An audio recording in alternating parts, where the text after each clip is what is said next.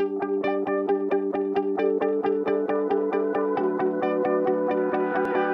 choix d'études post-bac, ça a été très difficile parce que j'avais de bonnes notes en terminale et on me conseillait d'aller en classe préparatoire. Classes préparatoires les plus connues en économie, c'est les classes préparatoires pour les écoles de commerce ou classe préparatoire HEC.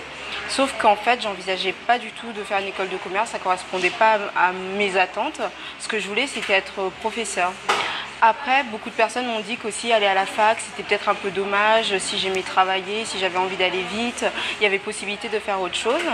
Et donc, en faisant beaucoup de recherches, j'ai fait des recherches auprès du CIO, dans les forums d'orientation, sur les forums sur Internet. Parfois, en faisant des choses toutes bêtes, par exemple les tests type ONICEP, ça peut toujours aider.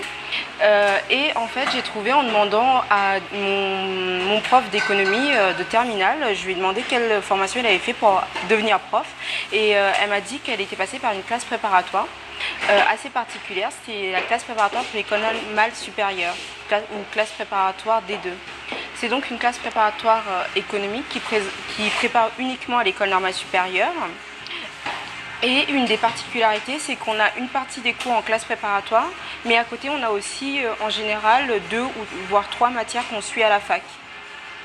Et donc là, il faut arriver à allier les deux, mais ça présente énormément d'avantages parce que du coup, on a les deux cultures et on a 2 points de vue différents sur une même matière.